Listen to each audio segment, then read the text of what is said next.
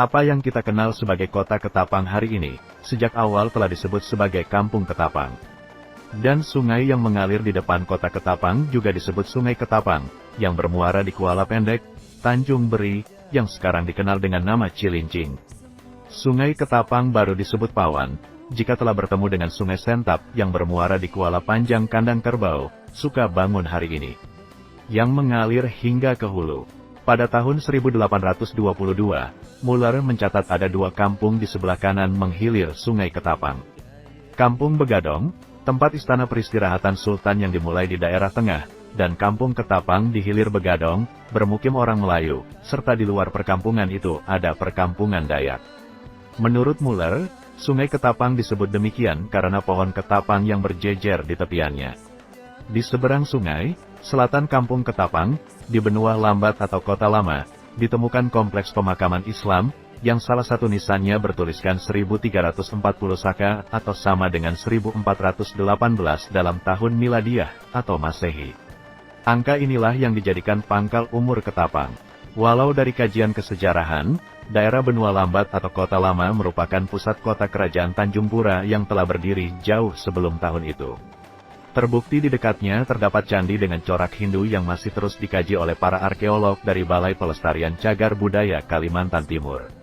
Ketapang dan Begadong mengalami kerusakan akibat serangan Hindia Belanda pada bulan September tahun 1828. Dua kampung itu dibombardir armada Belanda dan Tengku Akil dengan meriam. Istana peristirahatan Sultan di Begadong serta rumah masyarakat hangus terbakar. Korban berjatuhan, Sultan Jamaluddin dan keluarganya masuk ke Muara Kayong, sedang masyarakat meninggalkan Ketapang dan Begadong untuk menjauh dari pertempuran. Mereka membuka laman baru di benua Lambat hingga menjadi Kampung Negeri Baharu, Desa Negeri Baru sekarang. Ketapang kemudian tampil lagi dalam catatan Belanda, saat akan pencabutan tahta dari Gusti Mursyal, yang saat itu menolak tunduk pada Tengku Akil yang diangkat Belanda menjadi Sultan Sukadana. Gusti Mursyal tetap memakai gelar Sultan, padahal pihak pemerintah Hindia Belanda telah memerintahkan untuk menyandang gelar Panembahan, atau pangkat raja di bawah Sultan. Dalam penutup surat pengumuman yang ditandatangani oleh Komandan Sipil dan Militer, ditulis Ketapang tanggal 26 Juni tahun 1833, menandakan sang komandan menulis surat pengumuman kepada orang-orang Islam dan Cina, atau Cina dan Dayak yang berdiam di Husel, Matan, dan Simpang di wilayah Ketapang pada tahun 1833.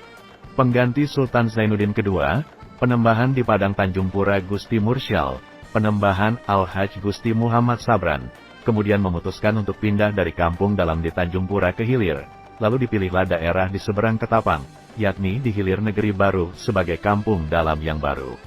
Melalui penelusuran sejarah tersebut, telah ditemukan bukti-bukti pendukung yang kuat tentang asal mula daerah atau kota Ketapang. Sebagai kesatuan masyarakat hukum, yang merujuk kepada keberadaan nisan Keramat 9 yang paling tua, yakni tahun 1340 Saka atau pada tahun 1418 Masehi. Kemudian disusul dengan terjadinya pemindahan kerajaan dari desa Tanjung Pura ke Mulyakerta pada tanggal 11 Maret tahun 1876. Karena itu, melalui sidang paripurna DPRD Kabupaten Ketapang pada tanggal 30 Oktober tahun 2012, masyarakat dan pemerintah daerah Kabupaten Ketapang sepakat menetapkan hari jadi kota Ketapang pada tanggal 11 Maret tahun 1418 Masehi, dan setiap tahunnya diperingati pada tanggal 11 Maret. Jaya terus Ketapang, Mustika Indah Jaya Sempurna. Sejarah kota Ketapang tersebut ditulis oleh Agus Kurniawan.